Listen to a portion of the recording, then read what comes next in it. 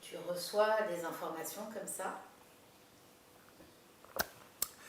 Eh ben, depuis que je travaille justement à l'écriture, ou depuis que je travaille...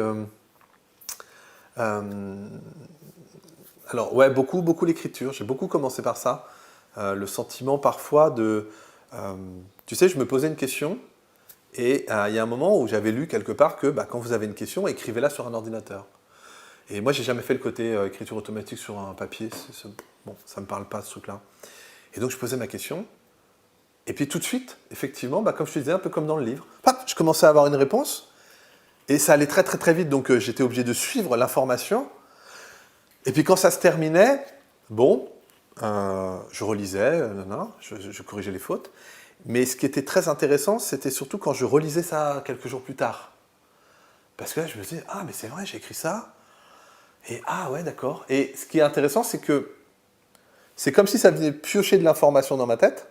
Donc j'apprends rien d'une certaine manière, mais ça la structure d'une certaine manière. Je ne sais pas comment dire ça. Tu vois, ça me donne une information, ça me rappelait un souvenir qui n'était pas là 3 secondes avant, et c'est l'écriture du souvenir qui me donne la réponse à ma question. Donc tu vois, il y a quand même là encore quelque chose. C'est comme si on venait visiter ma bibliothèque de mes mémoires intérieures et qu'on articulait une réponse en utilisant ce dont il y a besoin pour que ce soit compris. Et donc ça, j'ai commencé à le faire. Combien de temps? Peut-être 10 ans. Il y a peut-être 10 ans. Je ne sais pas si... Je n'ai pas commencé ça à 5 ans, quoi. Hein. Il y a peut-être 10 ans. Et puis, un des moments qui a été très fort, parce que c'est comme s'il y avait des étapes, c'est quand je me suis retrouvé dans mon dernier module de ma formation. Et là, on était dans le code jaune, jaune turquoise. Et dans le code jaune, on est dans cette dimension de l'être et non plus de l'ego. Et donc, il nous était demandé... je ne me rappelle plus quelle était la teneur de l'exercice en réalité. Alors, on passait devant tout le monde. Mais ce dont je me souviens, c'est que moi, je me suis dit, là, je vais dire des choses dans l'instant. Je vais me relier à mon cœur et je vais dire des choses dans l'instant. Et mon cerveau essayait de me dire, mais dis ça, faut que tu parles de ça. Et j'ai non. Donc pendant un quart d'heure de préparation, je me suis battu pour qu'il n'y ait rien qui vienne. Tu vois. Et quand je me suis retrouvé face à eux, bam, j'ai sorti des trucs, je ne pourrais même pas te dire. Et en plus, c'est génial parce que j'ai les enregistrements de tous mes modules, sauf de celui-là, forcément. Donc je ne saurais jamais, je ne me rappellerai plus jamais de ce que j'ai dit ce jour-là. Mais j'ai dû parler pendant 10 minutes comme ça, les yeux fermés. J'étais debout devant eux et j'ai dit des choses. Et quand j'ai rouvert les yeux, eh bien, j'ai vu déjà mon prof et puis une ou deux personnes qui avaient les larmes aux yeux. Tu vois, et j'ai senti que je les avais touchés à travers le verbe. Et là, moi aussi, ça m'a touché très profondément. Et il y a eu une bascule ce jour-là. Il y a eu quelque chose qui est venu me dire, ça, tu sais faire. Ça, il faut que tu t'occupes de ce truc-là parce que ça, c'est ton truc.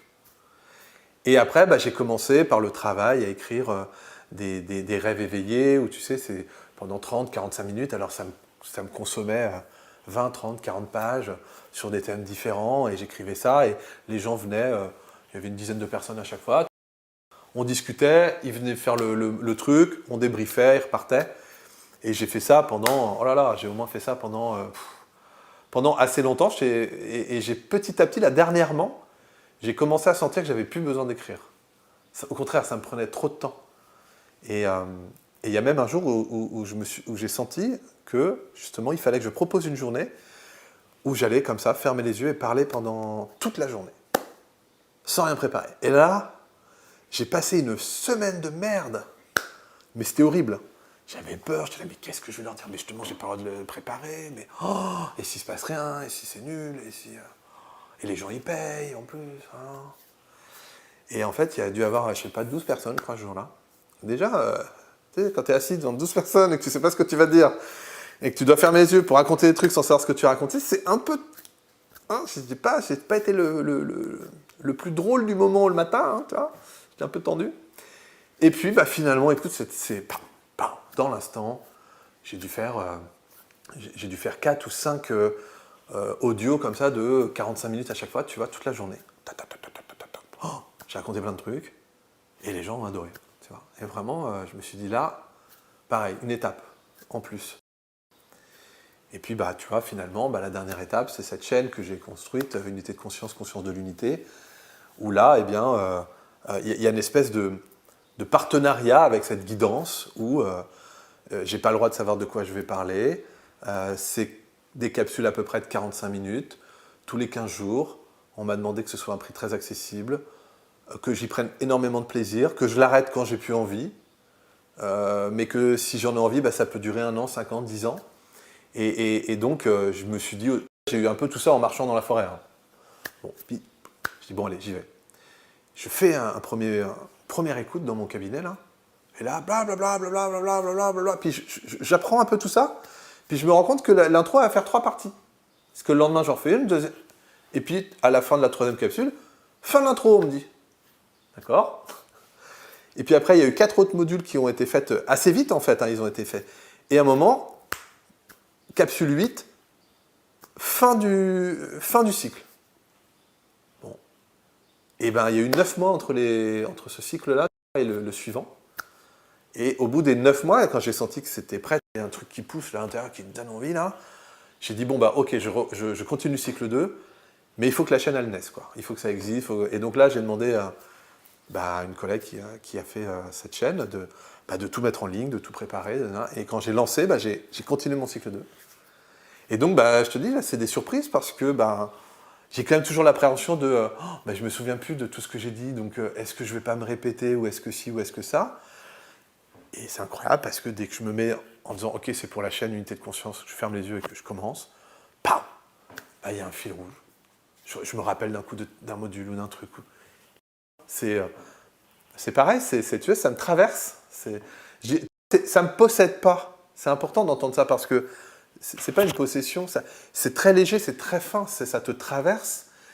Et quand je ressors de ces moments-là, c'est hyper apaisé. D'ailleurs, souvent, quand j'en parle, quand je me mets dans cet état, ma voix devient très douce, très calme. Et comme tu me connais, je ne suis pas forcément quelqu'un de très doux, très calme. Ma personnalité n'est pas dans cette énergie-là.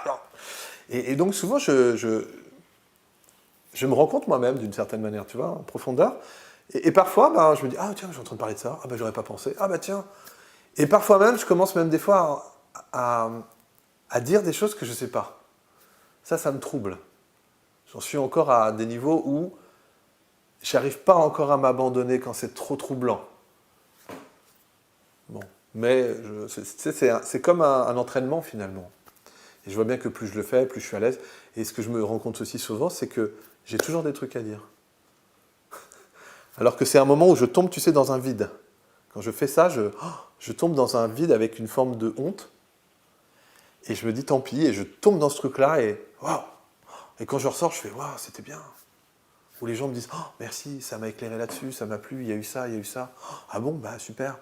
Il y en avait une qui m'a dit mais attends, c'est incroyable ce que tu as dit ce matin, c'est exactement ce qu'on a discuté hier avec un tel quand tu n'étais pas là, quoi. Ah bon, tant mieux. Puis je lâche en fait. Je lâche parce que j'ai envie de sentir que cette dimension de guidance ou d'intuition, je préfère le mot intuition. Parce que, merci de me demander pourquoi. Parce que l'intuition, c'est relié à la présence et à quelque chose de plus grand que nous. Et on a tous quelque chose de plus grand que nous. C'est pas l'apanage de certains, en fait. Et donc, c'est pas, quand je fais ça, c'est pas un pouvoir, c'est pas un truc, c'est quelque chose, je veux que ce soit quelque chose de naturel. Comme une continuité. Alors, moi, c'est ça, mais il y en a plein d'autres, ça va être, je sais pas, de faire des magnifiques poteries, de chanter, de faire des concerts, de faire des vidéos. Chacun a son excellence, d'une certaine manière, ou son petit truc à lui, tu vois. Et ça, je veux du coup que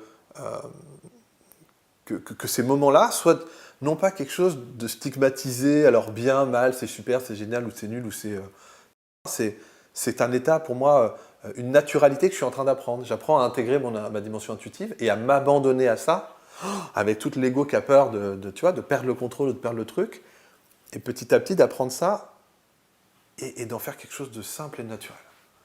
Et on reste qui on est, quoi. On se détend.